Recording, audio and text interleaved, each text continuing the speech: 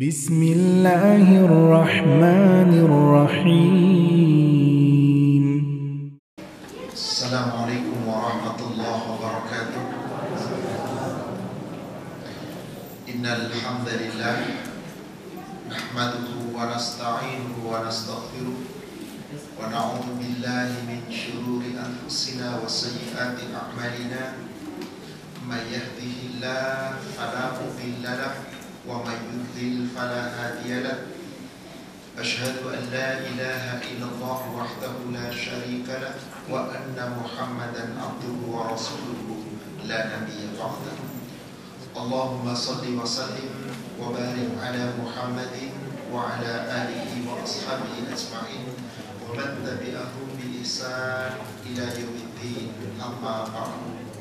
Ya ayyuhalladzina amanu taqullaha haqqa tuqatih wa la tamutunna illa wa antum muslimun. Ya ayyuhalladzina amanu taqullaha wa qulu qawlan sadida yuslih lakum a'malakum wa yaghfir lakum dhunubakum wa may yuti'illaha wa rasulahu faqad faza fawzan 'azima. Ma'asyiral muslimin wal muslimat rahimani wa rahimakumullah. Bapak Ibu jamaah Masjid Husnul Khatimah dan Masjid Taklim As-Sakinah yang semoga dirahmati Allah. Alhamdulillah, pagi ini kembali Allah Subhanahu wa taala memberikan kepada kita kesempatan untuk kita hadir di majelis ini, menambah ilmu, pengetahuan, untuk meningkatkan wawasan dan semoga meningkat pula iman dan takwa kita. Semoga kita menjadi hamba-hamba Allah yang tetap istiqamah di atas iman dan takwa, dan kelak semoga Allah wafatkan kita dalam keadaan husnul khatimah. Salawat serta salam semoga terlimpahkan, tercurahkan kepada Nabi kita Rasulullah Muhammad SAW. Semoga tercurah kepada seluruh keluarga, sahabat dan seluruh pengikutnya hingga yaumil akhir. Saudara seiman yang semoga dirahmati Allah, kajian kita pada pagi ini dengan tema hakikat kurban. Hakikat kurban. Apa sih hakikatnya kurban itu? Apa makna kurban itu? Bagaimana tata cara kurban yang benar? Insya Allah kita akan ulas pada kajian yang singkat ini. Salawat serta salam semoga terlimpahkan, tercurahkan kepada Nabi kita Rasulullah Muhammad SAW. Semoga tercurah kepada seluruh keluarga, sahabat dan seluruh pengikutnya hingga yaumil akhir. Hari ini kita masih berada di bulan Zulqa'dah, hari ke-19 Zulqa'dah. Sebentar lagi akan memasuki bulan Zulhijjah, dan Zulqa'dah, Zulhijjah termasuk dari salah satu dari bulan yang diharamkan. Di mana di bulan yang diharamkan itu amal ibadah akan dibalas berlipat ganda lebih baik dibandingkan bulan-bulan yang lain. Termasuk juga keburukan akan dilipat gandakan dosanya lebih besar dibandingkan di bulan-bulan yang lain.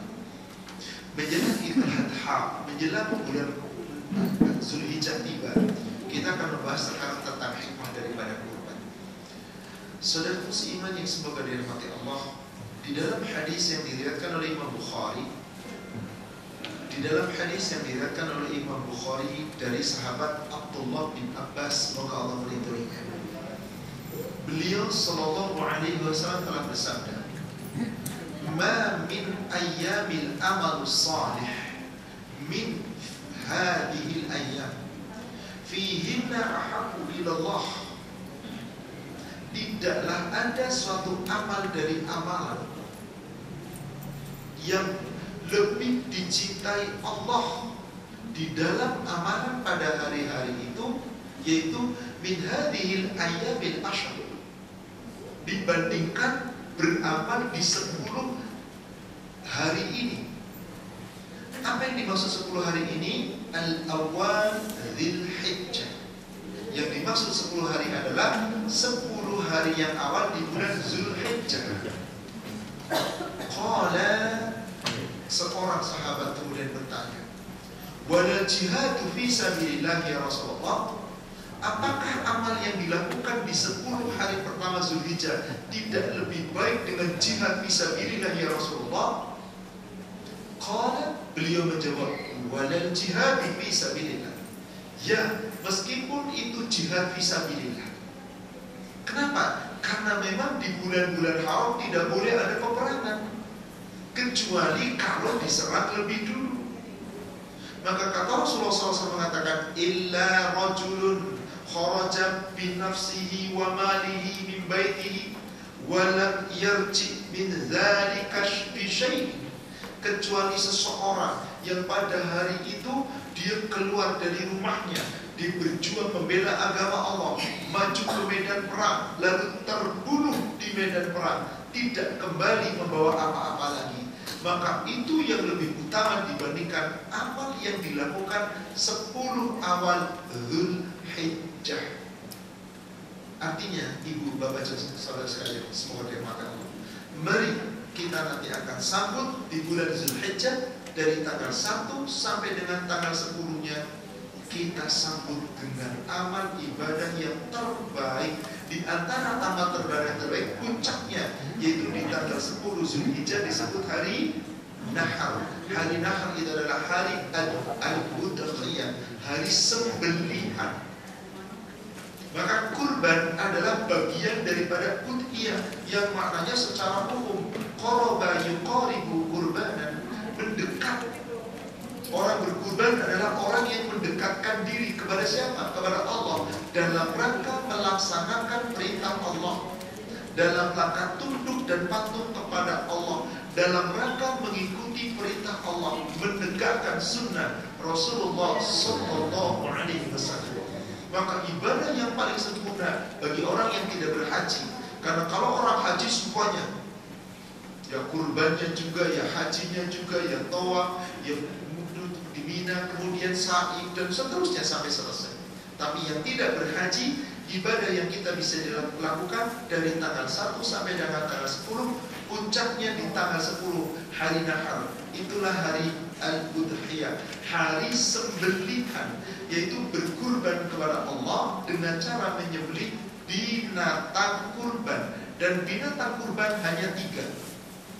Unta dengan bermacam-macam jenisnya, sapi dengan bermacam-macam jenisnya, kambing dengan bermacam-macam jenisnya. Apapun yang penting namanya onta. Karena onta di Arab dengan onta di Asia, dengan onta di Eropa, onta di Afrika beda, sama-sama namanya onta. Sapi di Eropa, sapi jangankan di Eropa, di Indonesia saja beda-beda. Ada sapi Bali, ada sapi Limosin, ada sapi Jawa, ada sapi Kuningan, macam-macam. Sapi Kuningan maksudnya sapi dari Kuningan, bukan sapi Kuningan, bukan sapi Kuningan, bukan sapi patung, Pak. Sapi dari Kuningan, beda-beda.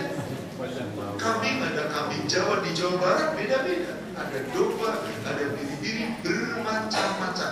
Intinya berkurban itu adalah menyembelih, yaitu memotong urat nadi dari binatang kurban yang ditujukan semata-mata ikhlas karena Allah. Itulah hakikatnya kurban. Nanti akan ada hikmah di balik itu semua. Apa hikmahnya? Kita bahas dulu tentang kurban. Kita awali dari hukum. Para ulama berbeda pendapat terkait hukum kurban.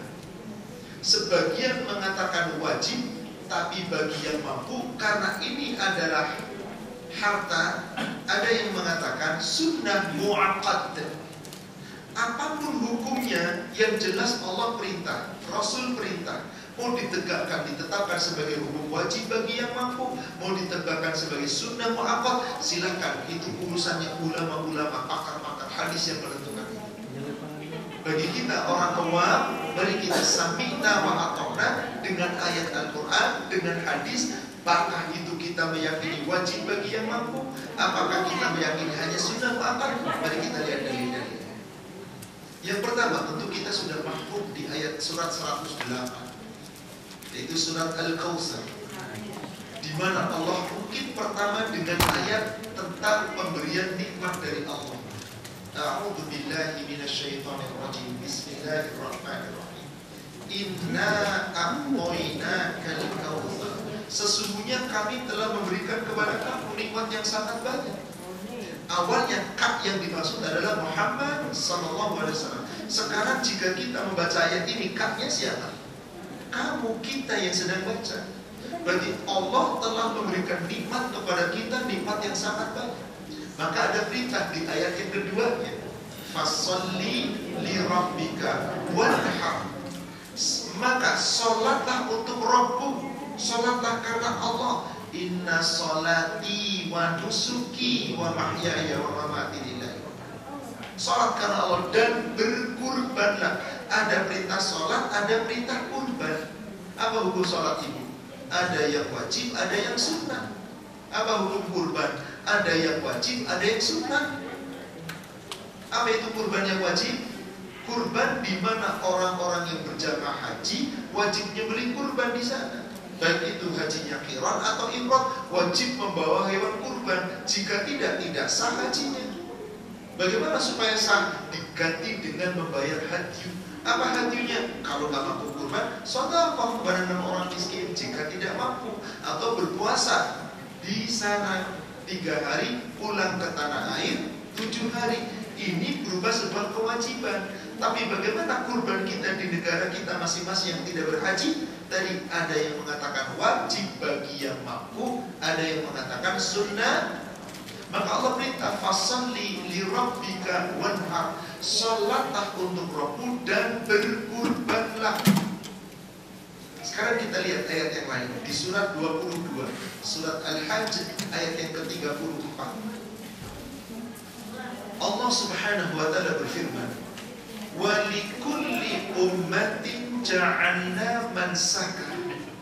Dan bagi tiap-tiap umat telah disyariatkan, telah ditetapkan, telah dijadikan mansaka, yaitu syariat untuk menyembelih, untuk nusuk. Nasaka, menyembelih hewan kurban. Sebagai apa kita menyembelih hewan kurban itu? Apa hikmah yang ada di dalamnya itu?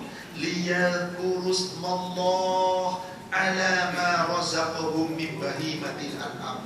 Sebagai rasa syukurmu kepada Allah atas rizki yang telah Allah berikan kepadamu berupa binatang ternak.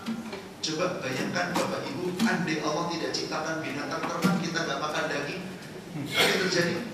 Kita gak minum susu. Zaman dahulu gak ada kendaraan kecuali binatang ternak yang dijadikan menjadi kendaraan. Sulit manusia. Maka akibat dari pemberian Allah itu kita bersyukur. Salah satu bukti syukurnya apa? Allah perintahkan pun menyembelih, disyariatkan mansaka untuk nusuk, untuk menyembelih hewan kurban sebagai rasa syukurmu kepada Allah atas rizki yang telah Allah berikan kepada kamu berupa binatang ternak. Fa ilahukum ilahu wahid. Maka ilahmu adalah Allah yang ahad, Allah yang esa, Allah yang tunggal. Falahu aslimu. Maka kepada dia saja, kepada Allah saja kamu Islam. Apa makna Islam? Berserah diri, tunduk dan patuh. Karena Allah telah perintahkan kita berkurban, mari kita berserah diri, mari kita tunduk dan patuh, berkurbanlah. Maka siapa yang diberi kabar gembira oleh Allah? Yang tunduk patuh mau berkurban atau yang gak mau berkurban? Di ujung ayatnya Allah katakan apa? Wa basyiril muhbitin. Sampaikanlah kabar gembira bagi orang-orang yang tunduk dan patuh. Artinya apa? Diperintah dijalankan. Berdasarkan ayat ini dan surat Al-Kautsar tadi, sebagian ulama mengatakan hakikat kurban hukum awalnya adalah wajib. Karena ada perintah di sini, syariat di sini, ketetapan di sini. Maka orang-orang yang telah mampu dengan harta, karena kurban itu kaitannya sama harta, maka wajib itu terikat dengan harta. Contoh, Bapak Ibu, zakat wajib gak hukumnya? Wajib, mutlak, rukun Islam. Yang ketiga, ada yang mengatakan yang keempat, pokoknya rukun Islam dari 5 rukun Islam. Apakah zakat itu wajibnya mutlak? Mutlak, ayatnya jelas, perintah zakat. Bahkan terkadang digandeng dengan sholat. Aqimis sholat wa atuz zakat, khudh min amwalihim shadaqah. Tapi yang namanya zakat itu mal bukan, harta bukan. Maka siapa yang harus bayar zakat? Yang punya harta. Berarti apa hukumnya zakat? wajib bagi yang mampu. Kapan manusia dikategorikan mampu? Kalau hartanya sampai nisab. Apa nisabnya? 85 gram emas. Uang yang senilai dengan itu Anda kaya, wajib bayar zakat tiap tahun selama harta Anda sampai di sana. Sekarang wajibnya haji. Wajib apa tidak? Rukun Islam yang kelima. Terkadang Rasul mengatakan haji rukun Islam yang keempat. Intinya 5, salah satu dari rukun Islam. Wajib, harta bukan Pak. Jadi wajib untuk siapa? Manistata'a ilaihi sabila, yang mampu mengadakan perjalanan. Berarti materinya harus mencukupi untuk perjalanan. Sama nggak dengan nisabnya hartanya zakat? Tidak. Kenapa? Tergantung Anda mau naik haji yang mana. Kalau yang reguler berapa? Sekarang sekitar 59 juta. Berarti kalau duit Anda 59 juta ada dan ada sisa ditinggal untuk keluarga, untuk bekal yang ditinggalkan, wajib Anda jalan. Kalau tidak, durhaka. Ustaz, saya pengen yang plus. Ya tunggu duit Anda sampai ke berapa? Saya pengen yang furoda. Ya silakan, Anda duitnya sampai berapa? Intinya kewajibannya itu terikat dengan harta. Sekarang kurban, bagaimana kewajibannya Pak Bim? Sampai nisab, ada sampai nisabnya enggak? Di dalam hadis yang diriwayatkan oleh Imam Ahmad, Ibnu Majah dan juga Imam Hakim dari sahabat Abu Hurairah, Rasulullah SAW bersabda, "Man kana lahu sa'atun falam yudhi fala yaqrabanna musallana." Barang siapa yang baginya ada sa'ah, kelapangan, keluangan rizki. Kapan? Di hari nahar. Falam yudhi, tetapi tidak mau nyembelih kurban, fala yaqrabanna musallana, maka janganlah kalian yang punya harta lebih tidak mau kurban, janganlah mendekati tempat sholat kami. Jangan mendekati tempat sholat kita, katanya. Jadi ketika ada sahabat sholat bersama Rasul di Masjid Nabawi, saatnya kurban, dia mampu nggak kurban, kata Rasul, gak usah sholat kesini sana. Diusir oleh Rasul. Inilah yang sebagian ulama mengatakan sunnah mu'akkad bagi yang mampu, sunnah mu'akkad atau bahkan wajib. Kenapa? Seakan-akan Rasul akan mengusir orang yang mampu tapi nggak mau nggak mau kurban. Berapa tadi saat itu Bapak Ibu? Senilai hewan kurban. Berapa hewan kurban yang paling murah? 1,5 juta. Kambing 1,5 juta masih ada Pak. Kecil banget ya Ustaz, itu mampunya. Gak ada masalah. Di zaman Nabi ada seorang sahabat punyanya itu, ya Rasulullah, aku cuma punya satu-satunya, berkurbanlah. Yang penting usia kambing sudah lebih dari 6 bulan. Karena kambing kalau sudah 6 bulan itu sudah punya daging. Kalau bapak-bapak yang suka nyatet pasti carinya kambing yang usianya di atas 5 bulan. Apa namanya Pak? Istilahnya Pak? Orang Jawa bilang cempe. Kalau orang yang suka sate ada khusus namanya balibul. Yaitu kambing, bayi anak kambing yang usianya baru 5 bulan. Itu katanya dagingnya mampus. Tidak masalah. Insya Allah intinya begini. Sa'ah dasar yang dimaksud oleh Allah melalui Rasul tadi, mangkana lagu sa'atun, barang siapa yang memiliki sa'ah, kelapangan rizki, di mana besarnya itu dia telah mampu membeli seekor kambing meskipun kecil, dan dia pun masih punya cadangan harta untuk 1 bulan untuk kebutuhan keluarga. Kenapa 1 bulan? Sebab di kita itu gajian itu rata-rata berapa? Bulan sekali. Kalau ternyata nekat pakai kurban segala, selesai kurban apalagi na'udzubillah ria, setelah itu gak bisa makan, gak boleh. Jadi jangan memaksakan. Berarti jika mampu, ini kaidahnya, jika mampu. Sekurang-kurangnya binatang kurban adalah kambing. Pertanyaan, mana yang lebih utama Pak? Onta, sapi, atau kambing? Kambing. Kok begitu?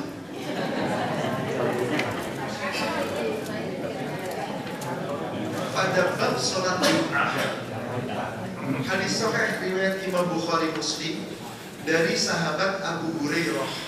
Rasulullah SAW telah bersabda. Apa kata Rasulullah? Man irtasala yaumal jum'ah huslal janabah. Barang siapa yang pada hari Jumat mandi seperti mandi janabah, yaitu seperti orang mandi junub, summa raha, kemudian segera datang ke masjid. Summa raha, kemudian apa? Faka'annama qarraba badanah. Siapa yang datang pertama di masjid, maka seakan-akan seperti kurban seekor unta. Jadi bapak-bapak yang hari Jumat masuk pada saf pertama, Pak, kelompok pertama itu seperti kurban seekor unta. Tapi sayang, seribu sayang, ada bapak-bapak nomor 1 sih datangnya nyarinya tembok, Pak. Nyender, pegang handphone, anak muda, ya Allah, WA main game di masjid. Harusnya intighor, sholat semampunya, yang nilainya menggugurkan dosa sepekan, lalu sepekan yang akan datang ditambah 3 hari. Intinya kata Rasulullah, yang datang di kali pertama mendapat nilai seperti berkurban seekor unta. Summa raha, kemudian dia datang di kali yang kedua, faka'annama qarraba, seperti seakan-akan berkurban seperti baqarah, seperti sapi. Wa man raha fi sa', kemudian siapa yang datang lagi di saat kali yang ketiga, ka'annama, seakan-akan seperti qarraba kabshan, seperti berkurban seekor kambing. Jadi apa yang paling baik kurban? Nih yang paling pertama, otak sendiri, jangan sekutu. Sendiri, satu nyawa untuk sendiri. Yang kedua, sapi untuk sendiri. Yang ketiga, kambing untuk sendiri. Kalau ditanya mending sapi bersekutu 7 atau mending kambing sendiri? Kambing sendiri secara hukum asal. Ingat, secara hukum. Jadi pertama apa yang paling baik? Kurban seekor unta sendiri. Kedua, kurban seekor sapi sendiri. Ketiga, kurban seekor kambing sendiri. Keempat, kurban seekor unta bersyarikat. Kelima, kurban seekor sapi bersyarikat. Bukankah boleh bersyarikat? Mana batas yang boleh bersyarikat? Hanya unta dan sapi. Berapa syarikatnya? Boleh nggak sapi sendiri? Boleh nggak unta sendiri? Boleh nggak sapi berdua? Bertiga? Jangan harus maksa bertujuh. Maksimal 7. Tapi andai kata di keluarga dia cuma suami, istri, anaknya 1, kurban seekor sapi bertiga, boleh nggak?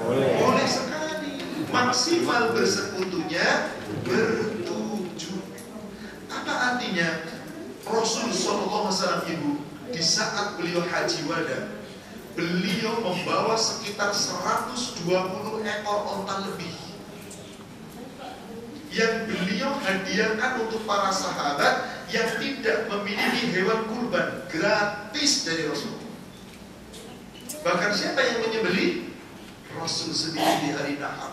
Di waktu haji wada, setelah tanggal 10 melantar jumrah, beliau langsung menuju ke bukit Jabal Kurban di Mina. Apa yang terjadi di sana? Summan sarafa ilal manhar fanahara 63 biyadihi summa qaqa aliyan. Dari 120 ekor onta lebih dan lebih dari 1000 ekor biri-biri. Di situ Rasulullah menyembelih onta dengan tangannya sendiri, 63 ekor. Dan sisanya diserahkan kepada Ali. Dan Rasul katakan, kurban ini untuk sahabat-sahabatku yang tidak mampu membawa hewan kurban. Dikasih hadiah. Ada pemimpin begitu sekarang? Ada? Ada, kasih hadiahnya kecil, dapetnya gede. Allah ada. Ini Nabi SAW menyembelih sendiri. Bagaimana ketika Rasulullah SAW tidak mampu? Beliau hanya kurban 2 ekor kambing. Bahkan di saat beliau sama sekali tidak mampu, hanya berkurban seekor kambing, itu pun diatasnamakan untuk ketika Rasulullah berkurban seekor biri-biri. Diperintahnya Aisyah untuk mengasah pisau, diasahnya oleh Aisyah, kemudian disembelihnya oleh tangan beliau sendiri, dibaringkannya, ditekan dengan lututnya di lambungnya, dipegang kepalanya. Beliau kemudian menyebutkan dengan kalimat Bismillah, Allahumma taqabbal minni min Muhammad wa ali Muhammad wa min ummati Muhammad.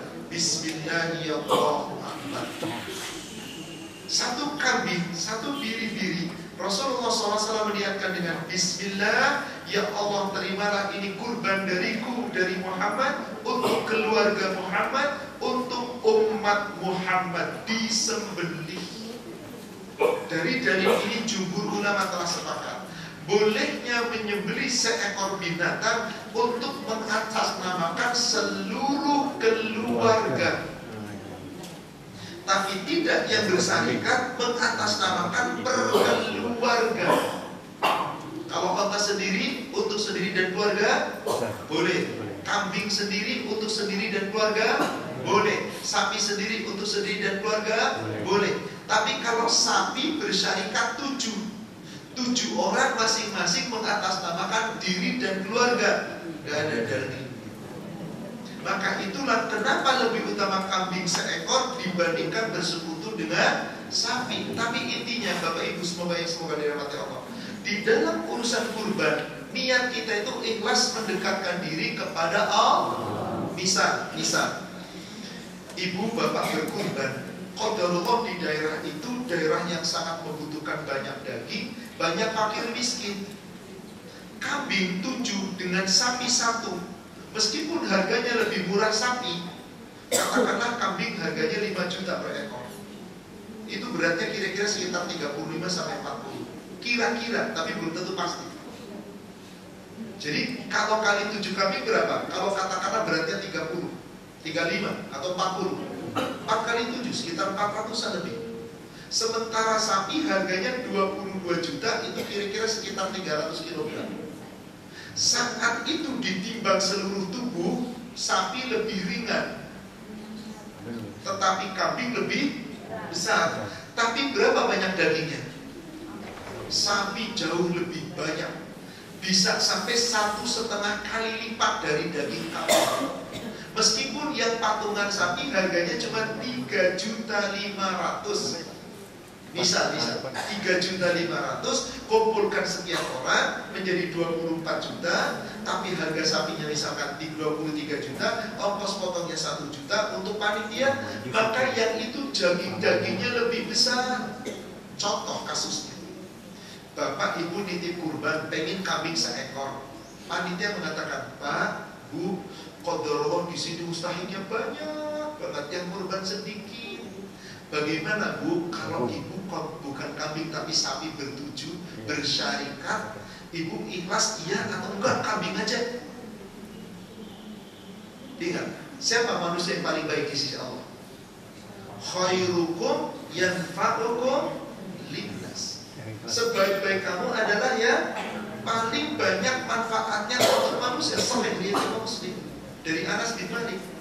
Saat itu kita lihat kemadorotan dan kemanfaatannya.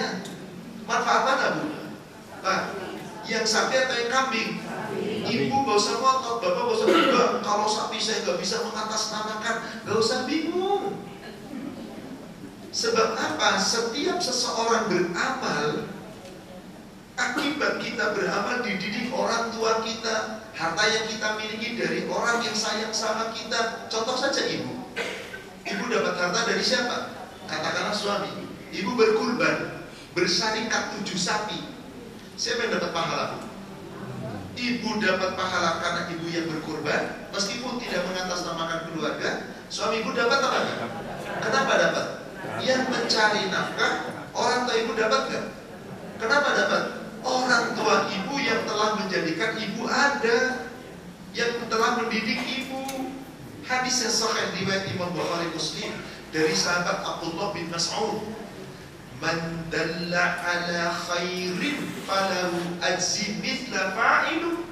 Seseorang yang telah menunjukkan kepada suatu kebaikan, maka orang itu mendapat pahala seperti yang berbuatnya. Gak usah khawatir.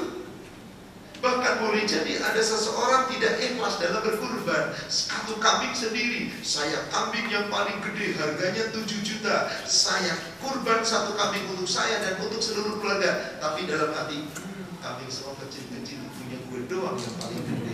Tolong wanita difoto sebelum disembelih, di-upload lagi, pakai kayak gini di depan kambing. Setelah itu di-upload, nih kambingku paling gede. Hilang. Sebab apa? Gak dinilai oleh Allah. Yang dinilai oleh Allah kurban kita itu apa Bapak Ibu? Ikhlasnya.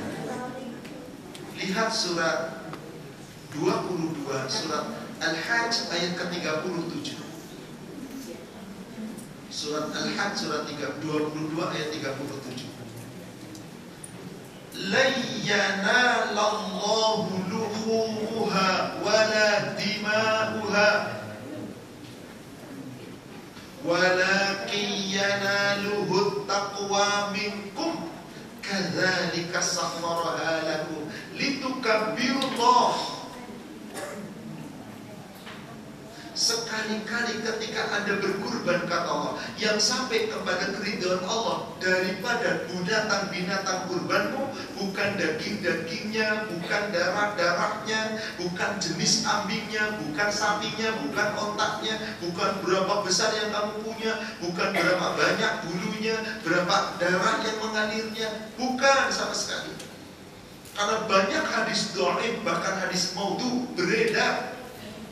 Cari keuang itu kambing, kenapa? Bulunya lebih banyak dari sapi, tiap satu bulu satu pahala. Mana hadisnya? Binatang yang gede yang mengalirkan darah, setiap disembelih darahnya mengalir, darahnya sampai nanti di yaumil kiamah. Dari mana dalilnya? Ada hadis yang maudhu, palsu, hadis yang mungkar, hadis palsu, bahkan sekenang kurangnya dhaif jiddan, sangat lemah hadis. Karena Allah tidak menerima dagingnya, yang diterima apa tadi? Ketakwaan. Apa takwa itu berlandaskan berapa banyaknya daging dan seterusnya? Tidak. Tapi kalau Anda mampu seekor onta sendiri dengan harga 100 juta dan dilakukan dengan ikhlas, tanpa pamrih apapun, tanpa ingin disebut oleh siapapun, kira-kira bagus apa bagus sekali? Bagus sekali. Tapi mana yang lebih bagus? Sapi limosin seharga 300 juta untuk sendiri, tapi harus dipamerkan dulu, tapi harus diabadikan dulu, harus disiarkan, dengan kambing yang harganya cuma 2 juta sendiri. Bagusan mana? Kambing 2 juta jauh lebih bagus dari sapi seharga 300 juta. Karena Allah tidak butuh amalan yang ria. Allah tidak butuh amalan yang ria. Dan amal ria itu amal yang paling ditakuti oleh Rasul. Di dalam hadis yang diriwayatkan oleh Imam At-Tirmidzi, Imam An-Nasa'i dan Ibnu Majah dari sahabat Abu Hurairah, Rasulullah SAW, Inni akhafu ma akhwafa alaikum asyirkul asghar. Sesungguhnya yang paling aku takutkan menimpa kalian adalah syirik yang kecil. Bahwa ya Rasulullah, apa itu syirik kecil wahai Rasulullah? Ar-riya, riya. Amal seseorang yang dilakukan bukan semata-mata karena Allah, tapi tersembul dalam niatnya supaya dapat pujian, supaya dapat sanjungan, supaya tenar, supaya terkenal, supaya dilihat, supaya didengar. Dalam hadis yang lain yang diriwayatkan oleh Imam Muslim dari Abdullah bin Mas'ud, Rasulullah SAW bersabda, "Man sami'a sami'allahu bih, wa man ra'a ra'ahu Allahu bih." Siapa yang beramal tapi ingin didengar oleh orang, maka Allah perdengarkan amalnya sehingga orang-orang mendengar kebaikan amal orang itu. Barang siapa beramal untuk diperlihatkan orang, Allah perlihatkan amalnya dilihat orang banyak dan manusia memuji, tetapi akhirnya dia tidak ikhlas. Berarti di sini saat kita berkurban, Bapak Ibu, yang terpenting ikhlas. Meskipun kita tidak menyaksikan hewan kurbannya, memang yang terbaik kita saksikan. Kalau itu tidak mengapa. Yang penting niat kita ikhlas karena Allah. Yang Allah ajarkan dan Rasul ajarkan ketika kita doa istiftah dalam sholat apa diantaranya? Kan Allah abadikan di surat 6, surat Al-An'am 162, 163. Qul inna salati wa nusuki wa mahyaya wa mamati lillahi rabbil alamin la syarika lahu wa bidzalika umirtu wa ana awwalal muslimin. Surat 6 162 163. Tapi kalau Rasul mengajarkan dalam doa istiftah di salat tahajud apa?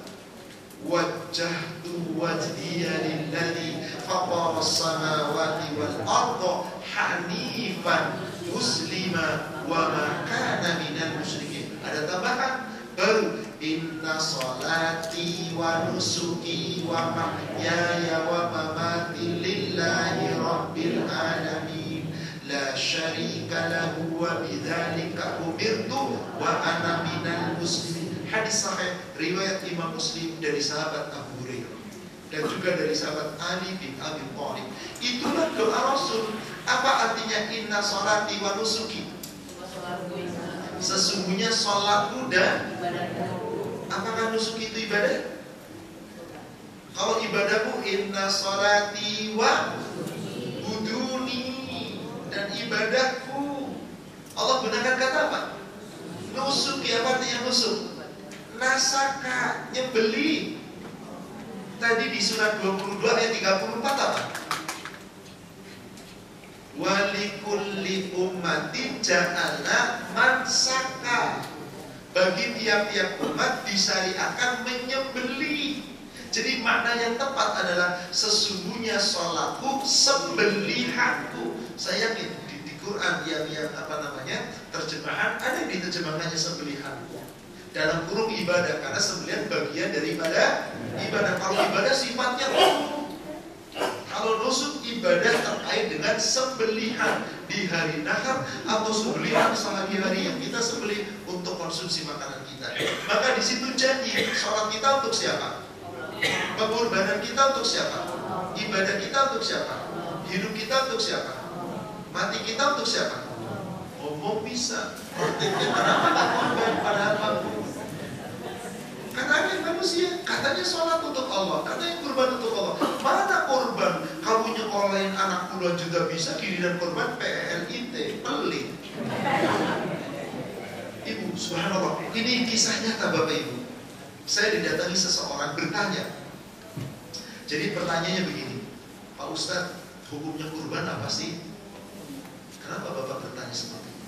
Bukankah sudah tahu Pak? Dan saya yakin ini orang yang tanya itu ikut kajian saya mungkin sudah lebih dari 10 tahun.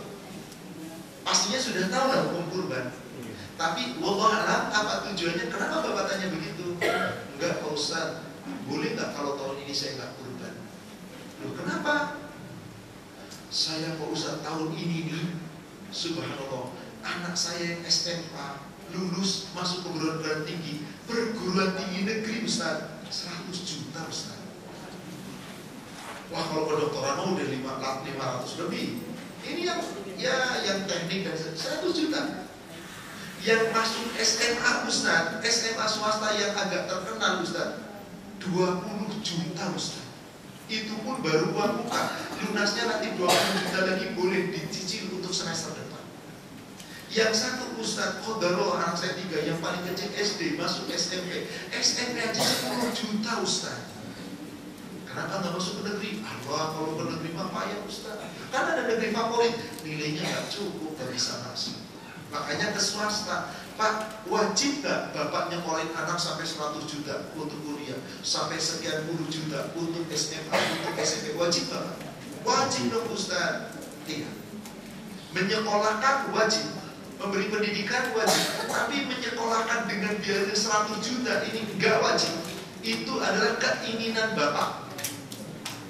Betul apa Bapak? Lalu dikatakan, saya Pak Ustadz untuk segala-galanya hampir 200 juta habis untuk pendidikan anak. Alhamdulillah, mampu Pak? Alhamdulillah, udah kebayang, udah semua Ustadz.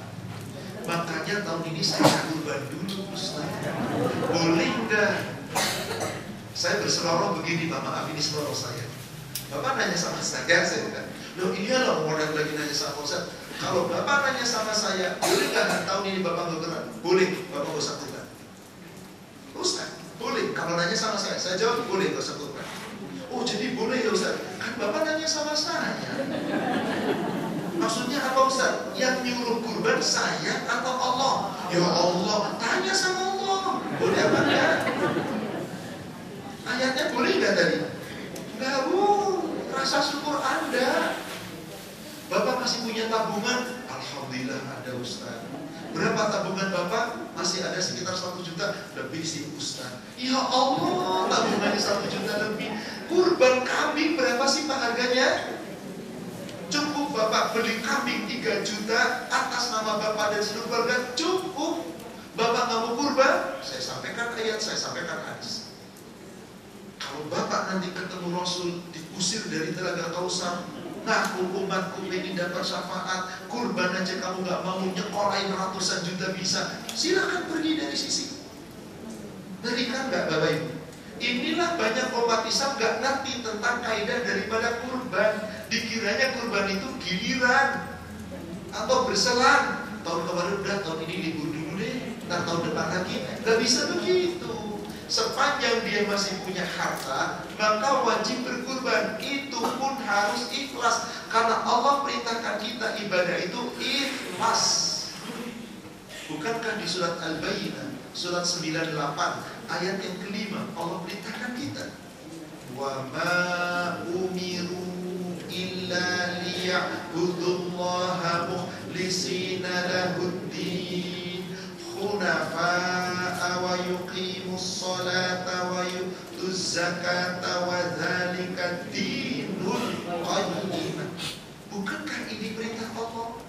Tidaklah aku diperintah illa liya'budullah, kecuali aku ibadah kepada Allah. Bukankah kurban bagian daripada ibadah? Qarabah mendekatkan diri kepada Allah, kecuali ibadah kepada Allah mukhlisina lahuddin, dengan ikhlas memurnikan agamanya, mentaati agamanya. Artinya di sini tidaklah seorang hamba diperintah oleh Allah ketika telah diciptakan sempurna balik kecuali ibadah dengan ikhlas. Di surat 39, surat Az-Zumar, ayat yang ke-11 sampai ayat 14, Allah berfirman, "Qul inni umirtu an a'budallaha mukhlishan lahuddin." Katakanlah, aku hanya diperintah oleh Allah untuk ibadah kepada Allah dengan ikhlas, tunduk dan patuh dengan penuh ketaatan kepadanya dalam menjalankan agama. Bukankah dalam agama ada perintah, ada hukum, ada aturan, ada syariat? Wa umirtu li an akuna awwalal muslimin, dan aku diperintah agar aku termasuk orang yang selalu pertama-tama berserah diri. Jangan nunggu orang, saya duluan berserah diri kepada Allah. Saya tunduk kepada Allah, saya berbuat baik kepada Allah dan semata-mata karena Allah. Lalu di ayat yang ke-13 ya, Qul inni akhafu in asaitu rabbi adzaba yaumin adzim. Katakanlah, andai kata aku mendurhakai Rabbku, aku takut akan terkena azab pada hari yang sangat besar. Kira-kira ada apa itu Bapak Ibu? Neraka. Bukan kiamat. Orang beriman insya Allah tidak akan mengalami kiamat. Hanya orang-orang yang ingkar. Tapi setelah kiamat, azab neraka yang tidak pernah akan ada henti-hentinya. Jadi kita harus takut kalau tidak ikhlas ibadah kepada Allah. Ancamannya apa tadi? In asaitu Rabbi, jika aku durhaka kepada Rabbku, jika aku mengingkari Rabbku, akan ditimpa azab pada hari yang sangat besar, yaitu azab neraka. Maka perintah Allah di ayat 14 yang tegas sekali lagi diulang, Qulillah a'budu mukhlishan lahuddin. Katakanlah, hanya Allah saja yang kamu sembah, Allah saja kamu beribadah kepadanya dengan penuh keikhlasan, dengan penuh ketundukan, yaitu dalam menjalankan agama Allah. Inilah perintah, saudara sekalian. Inilah perintah. Dan siapa yang menjalankan perintah dengan ikhlas, maukah itu dipahami dengan ini wajib bagi yang mampu, silakan. Ini sunnah muakkad, silakan. Yang penting selama kita mampu berkurban, apa yang harus kita lakukan? Berkurbanlah. Sesungguhnya salah satu hikmah kurban apa? Di samping sebagai rasa syukur tadi, mengenang ketaatan Rasulullah SAW. Bagaimana Rasul ketika berkurban, pernah berkurban 120 ekor unta, pernah berkurban hanya dengan 2 ekor kambing, pernah berkurban seekor sapi, itu pun dihadiahkan kepada Fatimah, kepada Aisyah istri beliau. Artinya apa? Beliau kalau mampu berkurban banyak. Kalau lagi tidak mampu, satu kambing untuk diri dan untuk keluarga beserta kaumnya.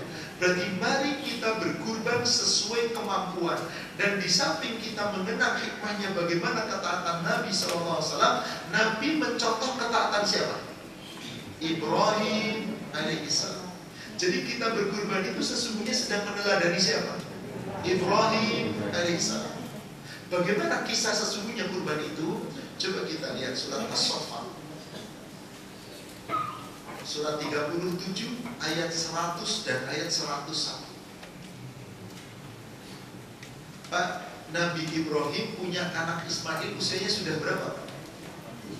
Lebih dari 90 tahun.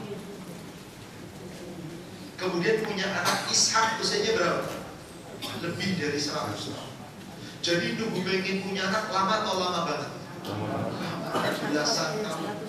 Setelah menikah dengan Sarah, istri pertamanya, seorang wanita bangsawan dari Palestina, dari Baitul Maqdis.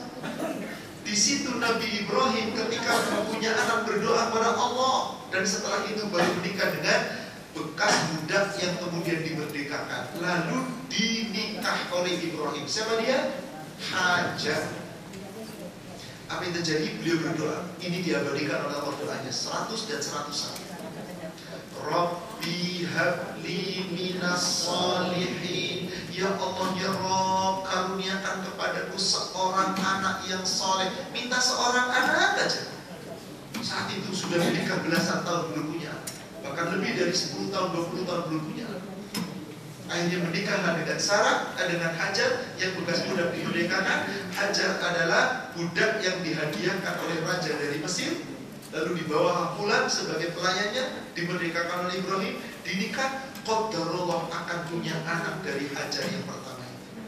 Maka Allah jawab doanya di ayat ke-101-nya, Fabasyarnahu bighulamin halim. Maka kami berikan kabar gembira kepada Ibrahim akan lahir seorang anak yang halim. Apa itu halim namanya? Sangat penyabar, sangat santun, sangat lembut. Itulah dia Isma. Tapi kalau Ishak, Allah katakan ghulamin alim. Apa itu alim?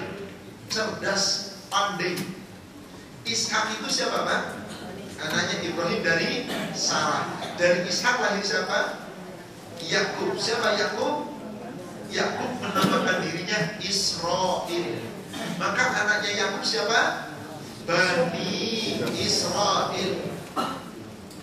Dari mulai Yusuf, Ayub, Syu'aib, Musa, Harun, Zulkifli, Daud, Sulaiman, Ilyas, Ilyasa, Yunus, Zakaria, Yahya, Isa, semua anaknya Nabi Ibrahim dari keturunan Ishak jadi Nabi. Semua 16 generasi itu disebut Bani.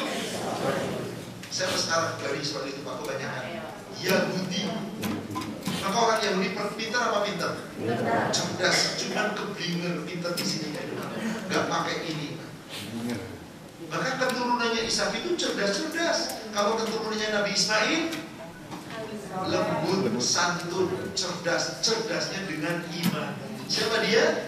Muhammad SAW. Itulah yang dimaksud ghulamin halim. Akan dapat anak yang sangat santun, yang sangat sabar. Kisahnya setelah Ismail lahir, Sarah cemburu gak dengan istrinya, dengan madunya, dengan Hajar?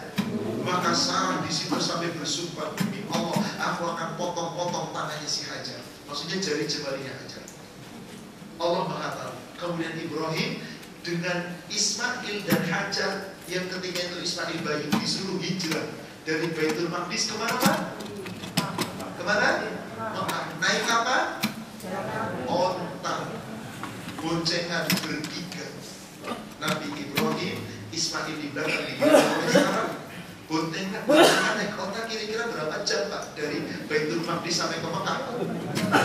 Berpekan-pekan lebih dari 1 bulan. Kira-kira di tengah jalan kalau lagi lapar kurang bekal ada ATM nggak? Ada warteg nggak? Oh, bukannya apa Bapak Ibu? Yakin terhadap Allah, tawakal Allah. Hijrah Pak, Mekah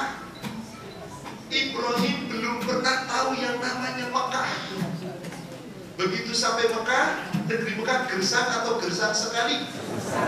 Gak ada pohon-pohonan, gak ada tanam-tanaman, gunung batu, belum ketemu mata apa yang Nabi Ibrahim minta pada Allah.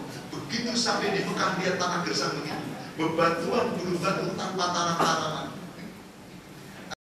120 tahun.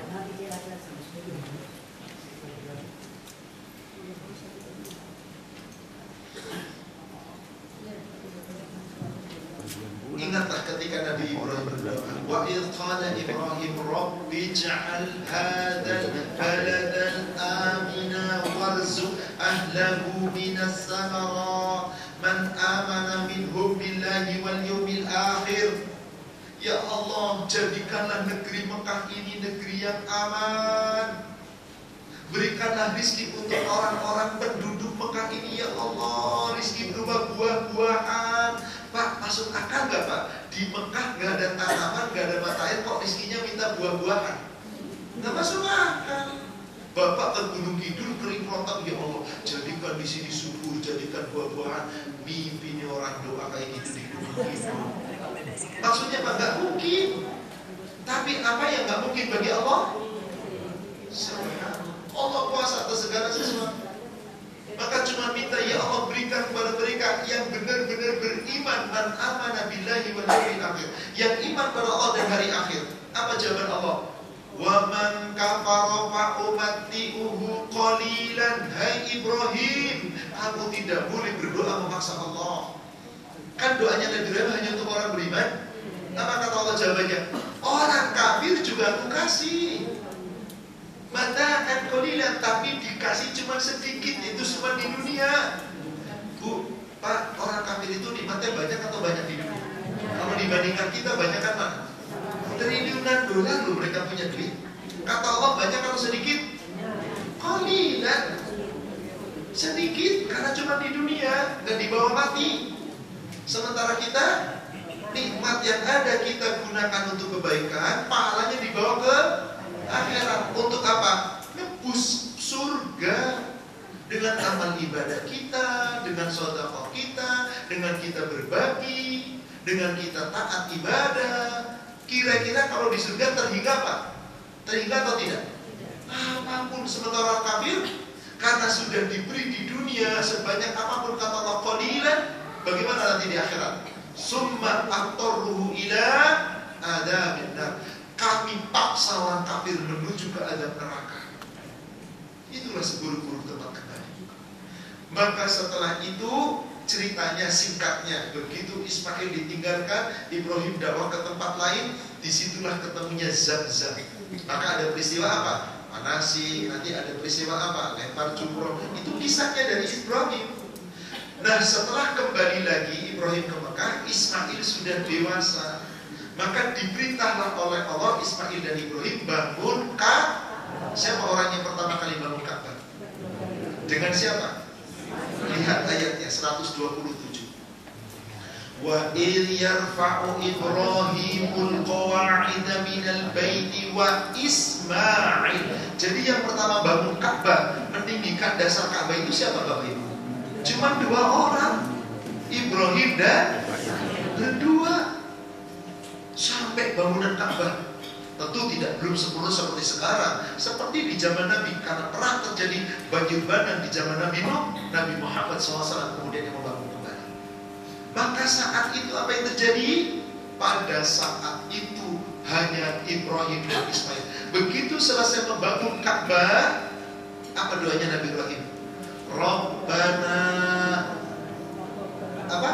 Taqabbal minna innaka engkau maha mendengar doa. Jadi yang pertama kita minta pada Allah setelah kita ibadah apa? Rabbana taqabbal minna. Bapak Ibu setelah selesai Ramadan doanya apa? Taqabbal minna wa minkum taqabbal ya karim. Tiap pagi Bapak Ibu habis subuh doanya apa? Allahumma inni as'aluka ilman nafi'an rizqan thayyiban amalan mutaqabbalan. Minta supaya dikabul. Inilah Nabi Ibrahim. Rabbana wa taqabbal du'a, ya Allah, terimalah doa kami ya Allah. Innaka sami'ud du'a, ya Allah terimalah amal kami ya Allah. Setelah selesai Ka'bah dibangun, maka Nabi Ibrahim dan Ismail dan Hajar disuruh berhaji. Orang yang berhaji pertama siapa? Ibrahim. Maka Nabi Ibrahim minta manasiknya di ayat ke-128-nya. Apa di situ? Rabbana apa? Waj'alna muslimaini laka wa min dzurriyyatina. Ya Allah, jadikanlah aku berdua, aku dan anakku Ismail menjadi muslimaini laka, orang yang betul-betul muslim, tunduk patuh berserah diri hanya kepadamu. Wa arina manasikana wa tub alaina, dan tunjukkanlah tata cara ibadah haji kami, dan terimalah tobat kami. Engkau maha penerima tobat. Ibu, bapak yang sudah pernah haji, paling akhir selesai lempar jumroh, tanda sempurnanya haji ngapain? Nyembel. Saat disembeli, saat itu ada kambing gak di Mekah? Mau makan apa?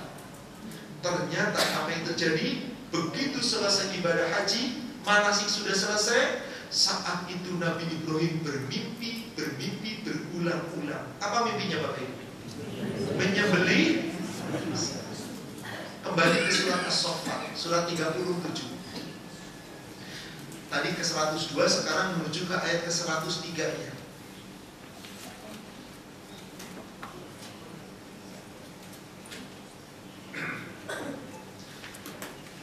Tadi sudah sampai 101 apanya? 102 nih sekarang. Falamma balagha ma'ahu sa'ya, maka ketika anaknya usianya telah baligh, telah dewasa dan telah sanggup berusaha dengannya, yaitu membangun Ka'bah, ibadah haji dengan setelah itu ternyata Nabi Ibrahim tadi mimpi berulang-ulang. Apa mimpinya?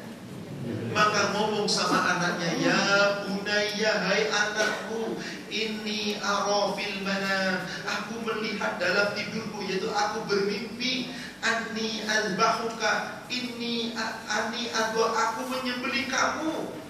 Aku mimpi ya Ismail, dalam mimpiku aku menyembelih kamu. Fanzur madza tara, perhatikan hai Ismail, apa pendapatmu tentang mimpiku ini? Bapak ibu punya anak laki-laki satu-satunya. Nah, bapak ibu mimpi kamu tiap hari selama sepekan nyembelih kamu, apa ya maksudnya ya? Ngomong apa? Emang gua kambing mau disembelih, nakal aja. Abur Pak. Subhanallah. Nabi Ibrahim ragu ini firman Allah atau sekedar mimpi.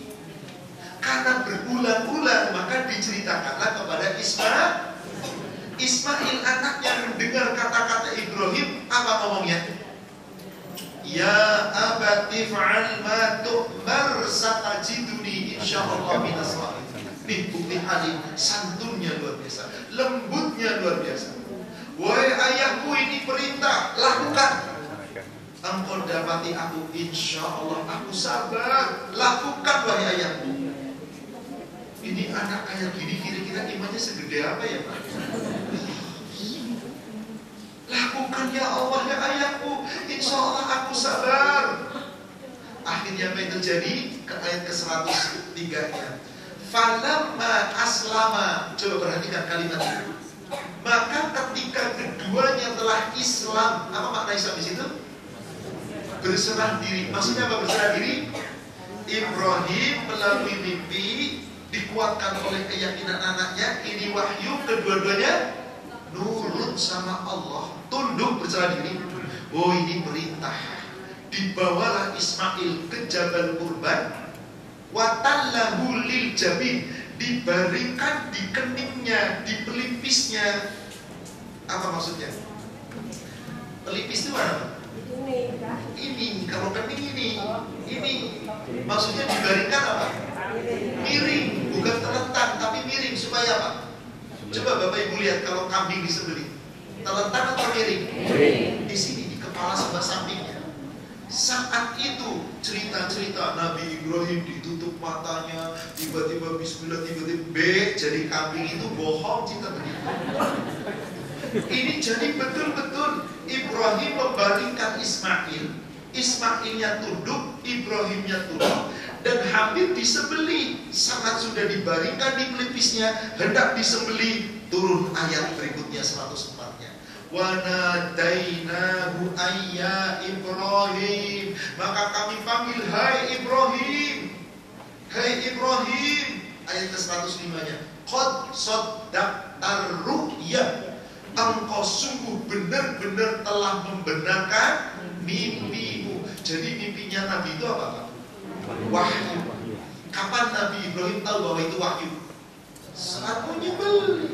Apa Nabi Ibrahim protes? Ya Allah, anak satu-satunya, aku nunggu puluhan tahun udah dewasa, anak ini tak mau disuruh disembelih, gimana sih kok ya Allah? Enggak protes bu. Ketundukan semua itulah makna qoroba kurban, mendekatkan diri dengan ikhlas. Dibaringkan di pelipisnya. Saat itu kemudian Ibrahim dipanggil Allah, ayya Ibrahim qad saddaqta ru'ya, hai Ibrahim, engkau benar-benar telah membenarkan mimpimu. Inna kadzalika najzil muhsinin, maka demikianlah kami akan beri balasan kepada orang yang berbuat baik. Lalu dengan apa? Kata Allah, ujian yang seperti ini berat atau berat banget? Ayat ke-106-nya apa kata Allah? Inna hadza, sesungguhnya ujian ini ya Ibrahim, lahuwal bala'ul mubin, benar-benar ujian yang sangat berat. Kalau bapak punya duit miliaran, katakanlah punya duit 10 miliar, anaknya diculik, kata penculik, Pak besok harus ditebus 5 miliar, kalau nggak gue sembelih anak. Kira-kira gimana? Jangan anakku, jangan 5 miliar. Betul apa enggak? Lah untuk kambing 3 juta kok nggak mau? Nabi Ibrahim anak, Pak. Maka kata ketundukan Nabi Ibrahim akhirnya diganti oleh apa? Oleh Allah. Lihat ayat ke-107. Wa fadainahu bidzibhin, kami gantikan anaknya Ibrahim dengan sembelihan yang besar. Maka Allah berikan kepada Ibrahim kambing. Dari mana kambingnya? Bagi Allah mudah, tiba-tiba datang. Maka Ibrahim berkurban seekor kambing bersama siapa? Ismail. Sebagai apa? Kesempurnaan berhaji, sebagai bayar haji. Disembelihlah kambingnya bersama Ismail. Maka itu dijadikan menjadi peringatan. Maka 108-nya apa? Wa tarokna alaihi fil akhirin, kami abadikan yang demikian itu. Ujian Ibrahim dan juga sejarah Ibrahim berkurban diabadikan untuk umat yang akan datang. Maka kita umatnya Nabi Muhammad, Nabi terakhir, mengikuti contoh Nabi Ibrahim, berkurban untuk mendekatkan diri kita kepada Allah. Inilah saudaraku sekalian yang semoga dirahmati Allah. Inilah yang disebut apa? Kurban. Jadi Nabi Ibrahim itu disuruh Allah bertubi-tubi perintah, nurut atau nurut banget? Saya tutup dengan sebuah ayat Al-Quran, Surat Al-Baqarah ayat 124. Jadi ujian Ibrahim tadi berat apa? Berat banget ibu bapak? Kira-kira semua perintah Allah oleh Nabi Ibrahim dijalankan apa enggak? Ada protes apa enggak? Kalau ada orang ujian nilainya paling sempurna, itu namanya apa? Cum laude, summa cum laude. Cum laude masih bisa di bawah 10. Kalau 10 semua apa namanya? Summa cum laude. Bahasa Arabnya apa? Mumtaz, excellent. Semua perintah Allah kepada Ibrahim dilaksanakan dengan apa? Mumtaz, excellent. Allah yang mengatakan. Coba perhatikan. Wa idzibtala Ibrahim rabbuhu bikalimatin fa'atamahunna, dan sungguh ketika Ibrahim telah diuji oleh Rabb-nya dengan beberapa kalimat, dengan perintah, dengan aturan, dengan ini, meskipun tadi lewat mimpi, maka Nabi Ibrahim melaksanakannya dengan sempurna. Kalau kita bu, jangankan sempurna, yalah carilah mendekati baiklah yang penting. Cukuplah di atas cukupnya. Karena nggak mungkin kita sempurna. Mulai dari yang wajib kita tegakkan, yang sunnah kita tegakkan. Semampu kita, setahun sekali ada perintah kurban, mari kita berkurban. Insya Allah, semoga ini bagian dari ketaatan kita, cara kita mendekatkan diri pada Allah, keikhlasan kita dalam beramal ibadah, semoga akan dibalas oleh Allah dengan balasannya berlimpah ganda, sebagaimana Ibrahim dibalas oleh Allah dengan sempurna. Seluruh nabi-nabi asalnya dari siapa? Maka bapaknya Nabi siapa? Kenapa bukan Adam? Kenapa bukan Adam? Ya kan, Abul Anbiya Ibrahim. Kalau Abul Bashar Adam. Adam itu bapaknya manusia. Kalau Ibrahim bapaknya manusia, dengan bapaknya para nabi lebih mulia siapa? Subhanallah. Maka Nabi Ibrahim mendapat gelar apa oleh Allah? Khalil, kekasihnya Allah, kecintanya Allah. Wallahu a'lam. Demikian Bapak Ibu sekalian, kita telah berikan tentang hakikat kurban. Silakan jika yang mau bertanya, kami beri kesempatan. Waalaikumsalam warahmatullahi wabarakatuh.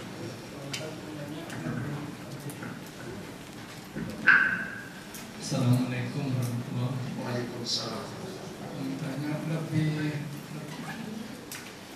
silaturahim dengan kurban mana yang lebih wajib? Misalnya sudah lama tidak pulang kampung, seperti saudara di kampung itu sakit nggak bisa pulang gitu. Terus silaturahim tapi butuh ongkos. Iya.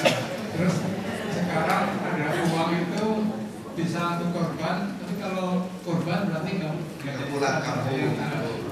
Baik. Berarti Kalau bisa pulang kampung, kurban di kampung lebih bagus. Kalau memang dananya ada. Tapi qadarullah ada saudara lagi sakit, betul-betul butuh kunjungan, betul-betul butuh dana juga. Saya punya kelebihan 3 juta nih. Kalau saya pulang kampung, bolak-baliknya 1 juta. Dia lagi butuh, saya mau bantu dia 1 juta. Sisanya lagi mungkin untuk sedekah, untuk cadangan. Ibu, bapak sebaiknya pulang kampung, kasih sumbangan orang yang membutuhkan. Kenapa? Orang yang mengunjungi orang sakit itu seperti apa? Seakan-akan seperti berada di taman surga yang penuh dengan buah-buahan yang Anda boleh memetik sampai pulang kembali. Bismillah, semoga bulan depan, tahun depan kita bisa pulang. Tapi kalau ternyata sakitnya ya biasa-biasa, kemarin lebaran udah pulang, alangkah baiknya berkurban, Anda sisihkan sebagian transfer, boleh. Intinya terkadang silaturahim tidak harus mengunjungi langsung, Pak. Sekarang ada ini, Pak. Bisa nggak lewat telepon? Bisa. Bahkan sekarang bisa lihat wajahnya nggak? Bisa. Doakan dari jauh, insya Allah.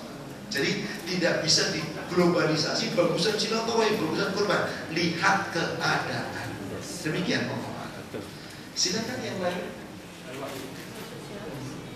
Silakan, Pak.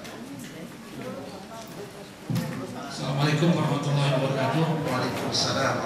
Sangat menarik apa yang dijelaskan oleh Pak Ustaz. Pertanyaan saya, setiap tahun umat Muslim, umat Islam,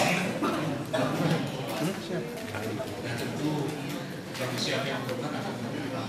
Apakah pahala itu sebagai dulu mengalir kepada Nabi Ibrahim dan Ismail? Apakah pahala itu kenapa? Mengalir kepada Ibrahim dan Ismail. Terima kasih. Assalamualaikum warahmatullahi wabarakatuh. Waalaikumsalam. Hadis sahih riwayat Imam Bukhari Muslim dari sahabat Abu Hurairah, juga dari sahabat Abdullah bin Mas'ud. Man sanna sunnatan fil Islam sunnatan hasanah. Barang siapa yang memberi contoh dalam ajaran Islam satu contoh yang baik, falahu ajzi, bagi orang yang telah memberi contoh itu mendapatkan ajzi, jaza, balasan misla fa'ilu, orang yang telah berbuatnya. Yang pertama-tama mencontohkan kurban siapa? Berarti saat kita kurban hakikatnya Ismail dan Ibrahim dapat apa enggak? Pasti dapat. Allah telah menentukan itu. Makin melimpah ruah belum? Iya. Yang pertama bangun Ka'bah siapa? Yang sekarang kita selalu tawaf menghadap Ka'bah, selalu sholat menghadap Ka'bah. Bukankah dengan adanya Ka'bah kita menjadikan alat kiblat menjadi seluruh alam? Berarti pembangun Ka'bah pertama dapat pahala apa enggak? Subhanallah. Intinya pasti mendapatkan.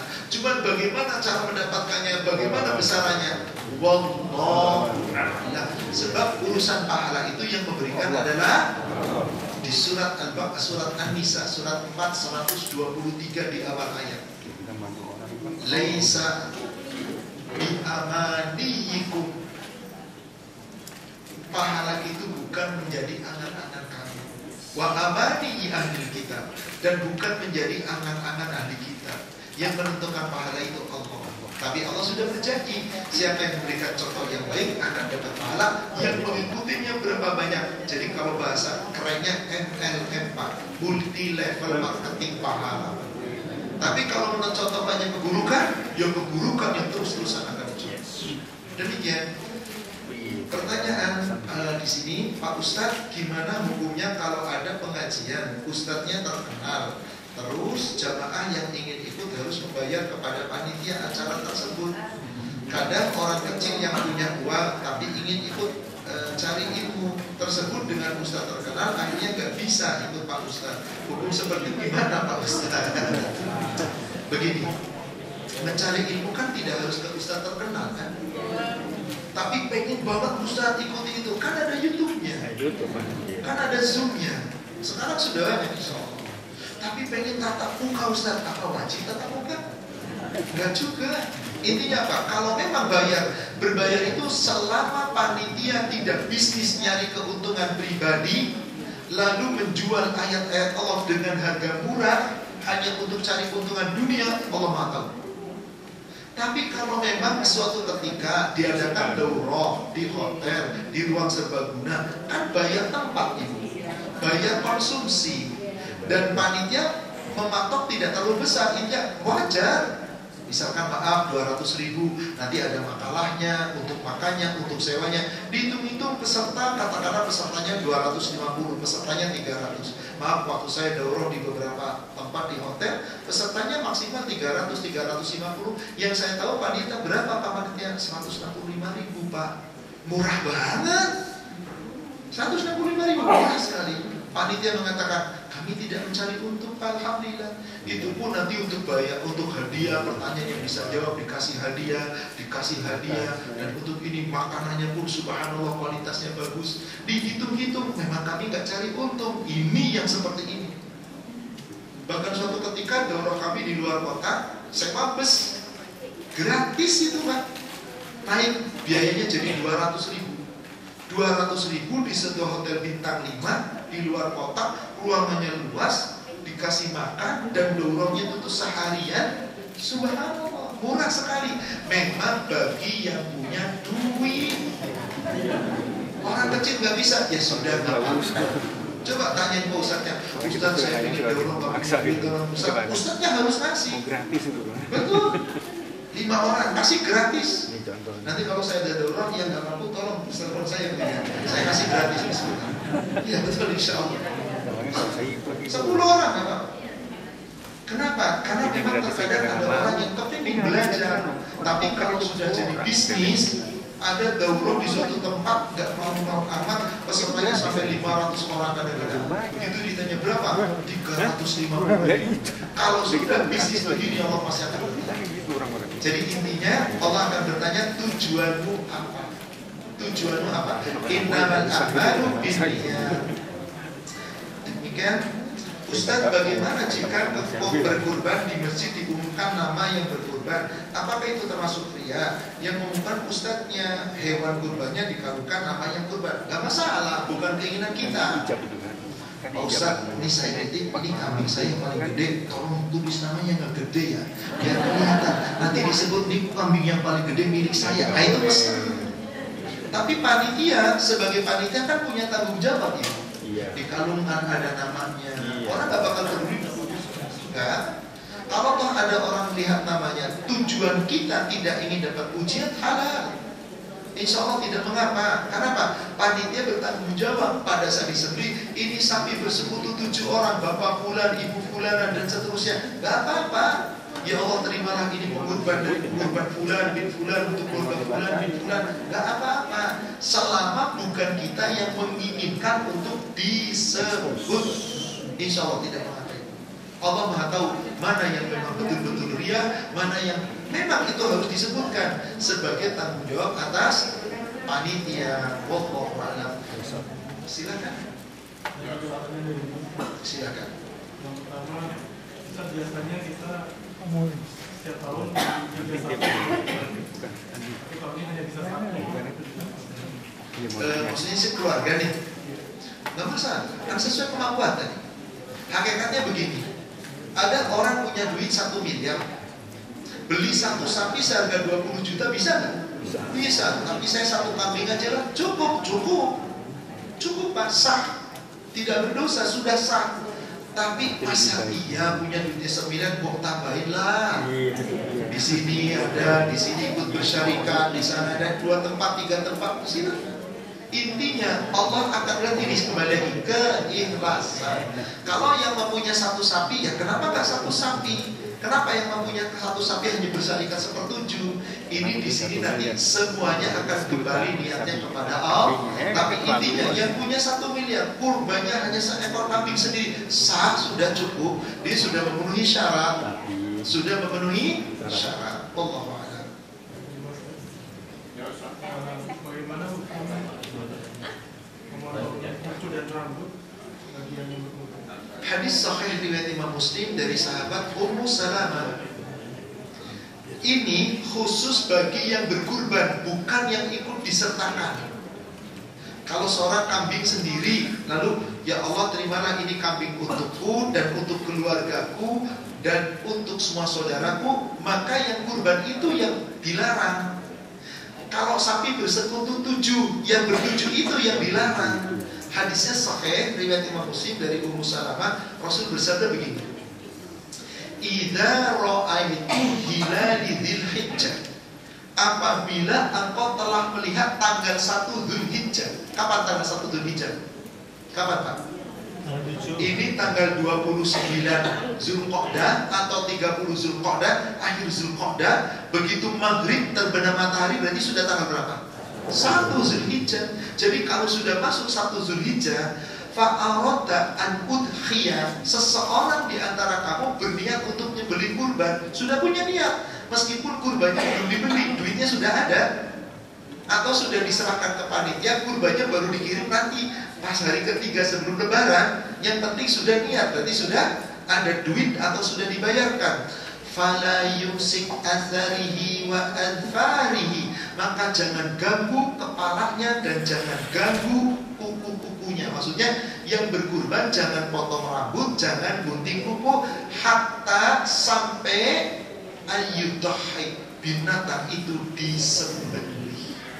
Sekarang insya Allah nanti kalau tidak ada halangan, kalau persamaan tidak ada perbedaan, Idul Adha jatuh hari apa? Jumat. Biasanya panitia karena tanggung Jumat akan diundur. Nah bapak-bapak tolong tanya sama panitia, Pak panitia kapan kurbannya disembelih? Jumat? Oh boleh, kalau gitu Jumat, siang Jumat berarti udah disembelih, potong kuku, gunting rambut bapak. Tapi ternyata kurbannya disembelihnya Sabtu. Tanya, karena kalau Jumat itu biasanya kan, saya biasanya di tempat kami itu kami telah sepakat kalau jatuhnya hari Jumat, maka kami tidak laksanakan di hari Jumat. Karena waktunya agak sedikit mepet, kami mundur ke hari Sabtu. Kenapa? Nyembelih kurban ada berapa hari? 3 hari. 4. Adha, nahar tanggal 10, tasriknya 3, 11, 12. Nah, jadi boleh di 4 hari itu. Kalau kau tidak, maka jika terjadi demikian, tidak boleh mencukur sampai binatang itu disembelih. Kalau nyembelihnya hari Jumat, ya silakan Jumat. Kalau nyembelih Sabtu, berarti cukurnya hari Sabtu. Dan larangan itu sahih. Hadis sahih riwayat Imam Muslim. Demikian. Apakah yang sudah meninggal bisa boleh dikurbankan dan juga apa ada dosa hapus untuk yang berkurban? Apakah yang meninggal boleh dikurbankan? Saudara sekalian, tentang kurban untuk yang meninggal ada perbedaan khilaf di kalangan para ulama. Tapi jumhur ulama, Imam Abu Hanifah, Imam Malik bin Anas, Imam Syafi'i, Imam Ahmad bin Hanbal, ketiga, keempat imam ini bahkan mengatakan tidak. Tapi ada dari mazhab Imam Syafi'i, Ibnu Hazm yang mengatakan diperbolehkan berkurban untuk yang sudah meninggal. Dengan catatan apa? Ada hadis yang membolehkan orang yang sudah meninggal disedekahkan atas namanya. Hadisnya sahih riwayat Imam Muslim dari Ummul Mukminin. Ketika ada seorang laki-laki mengadu kepada Rasulullah, "Ya Rasulullah, ibuku telah meninggal. aku ingin bersedekah. Apakah boleh aku bersedekah untuk atas nama ibumu yang sudah meninggal? Apakah dapat pahala? Ya, bersedekahlah, ibumu dapat pahala. Pertanyaannya, sedekah dengan kurban sama atau beda? Beda. Kurban bagian dari sedekah atau sedekah bagian dari kurban? Kurban bagian sedekah atau sedekah bagian dari kurban? Ingat, makna kurban apa tadi? Qoroba, mendekatkan diri pada Allah. Jadi mendekatkan diri pada Allah itu macam-macam, Pak. Gak harus dengan sedekah. Benar apa enggak? Ya. Semua amalan kita. Senyum kita juga sedekah kok. Itu amalan. Sholat kita, zikir kita, baca Quran, itu semuanya qoroba kita. Mendekatkan diri dalam urusan ibadah. Tapi kurban qoroba yang khusus, spesifik. Berarti apa? Khusus daripada sedekah. Sementara sedekah sifatnya umum, bisa dengan apa saja. Maka yang namanya kurban ada aturannya. Benar? Oke. Sekarang banyak sekali kurban. Kalau sampai setelah sholat id baru disembelih kurban, takutnya nggak cukup waktunya. Maka panitia berinisiatif. Ada bapak-bapak yang memang dia nggak sholat id. Katakanlah orang Kristen, orang kafir, misalkan Pak, disuruh nyembelih, boleh apa enggak? Boleh, asal suruh baca basmalah. Asal basmalah. Boleh. Tapi masa iya mau nyuruh orang kafir? Katakanlah ada orang Islam deh. Ada orang Islam. Pak, saya kan bisa Pak, sebelum sholat saya nyembelih dulu, biar nanti kalau pas selesai sholat gampang tinggal ditetel-tetel. Bisa. Boleh nggak? Boleh nggak? Siapa yang menyembelih sebelum sholat id, maka dia bukan mengikuti sunnahku. Dia bukan sembelihan kurban, tapi sebagai sedekah biasa yang bisa dibagi-bagi untuk keluarganya. Maka siapa yang sudah terlanjur nyembelih sebelum sholat id, sembelihlah satu kurban lagi. Sebab yang pertama nggak sah.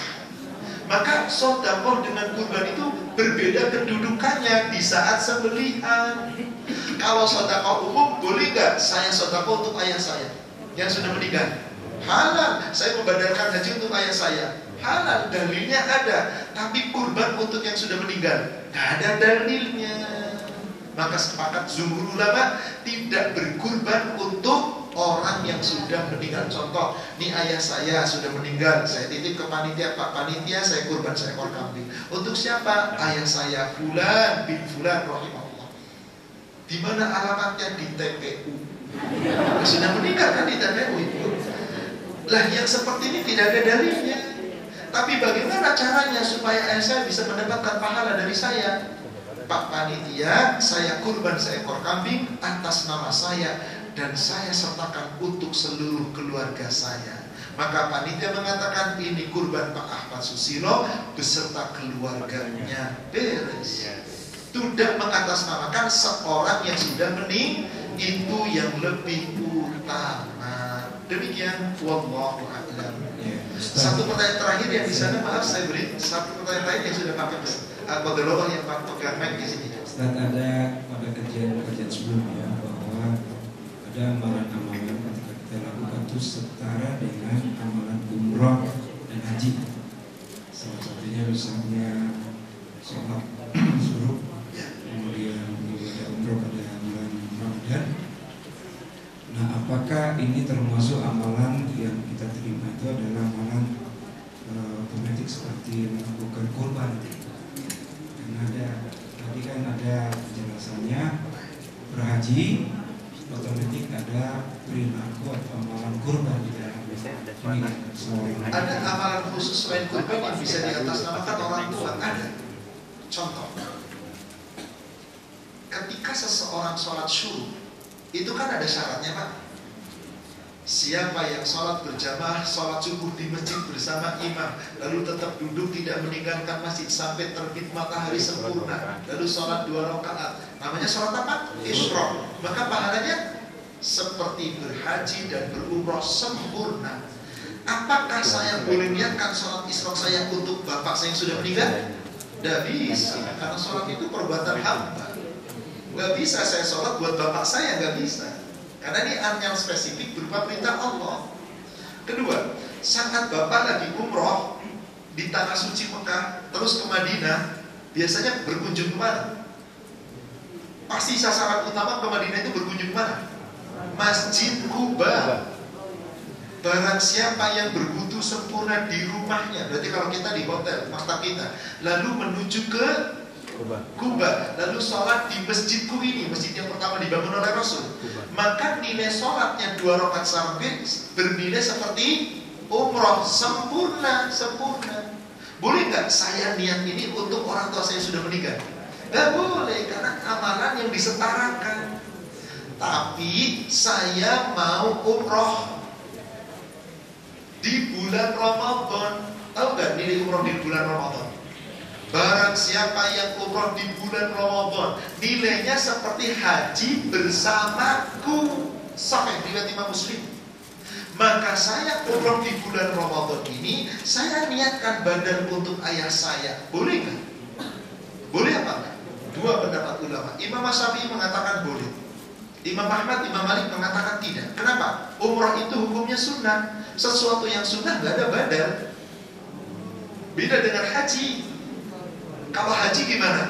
Saya mau haji, saya tapi niatnya untuk badalin orang tua. Boleh apa enggak? Boleh, jelas hadisnya.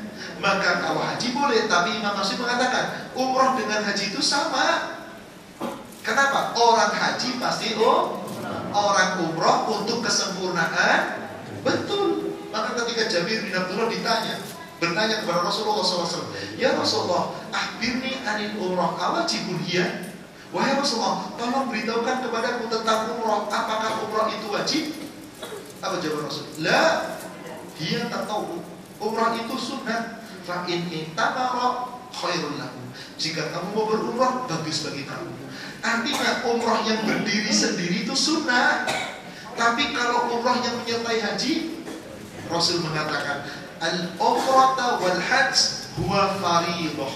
Huma fariidhah. Umroh dan haji itu kedua-duanya fardu. Bapak mau haji, wajib umroh apa? Wajib. Kalau nggak umroh, nggak sah. Mau tamattu, mau qiran, mau ifrad, harus ada umroh. Tapi bapak mau umroh, harus haji apa? Nah, di mana bedanya umroh sunnah dengan umroh wajib? Umroh wajib harus dilakukan di musim haji yang bersatu bersama umroh. Sunnah dilakukan di luar musim haji. Meskipun itu bulan haji. Bulan haji dengan musim haji sama nggak? Sama nggak? Beda apa? Beda. Bulan haji itu Syawal, Zulqa'dah, musim haji. Mulai musim haji tergantung. Kalau ada orang tamattu, Zulqa'dah bisa musim haji, tapi hanya untuk umrohnya.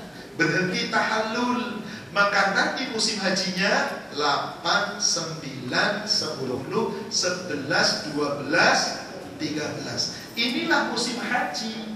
Maka kalau sudah tanggal 13 habis musim haji. Boleh nggak umroh sunnah? Boleh. Maka di tanggal 8, 9, 10, 11, 12 boleh nggak umroh sunnah? Wah, boleh. Kenapa? Umrohnya menyatu dengan haji. Orang yang sedang umroh, hajinya qiran atau ifrad, setelah umroh sunnah bolak-balik selama di Mekah, boleh nggak? Nggak ada dalilnya.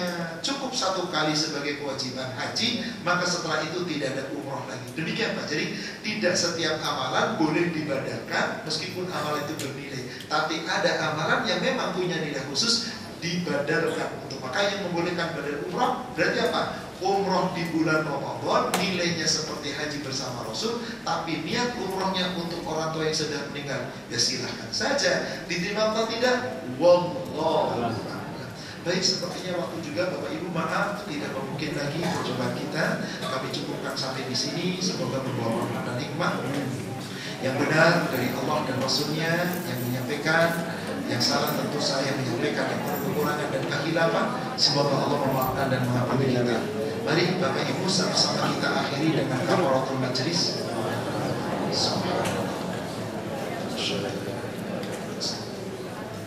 Alhamdulillah billahi fi sabilil haq. Assalamualaikum warahmatullahi wabarakatuh.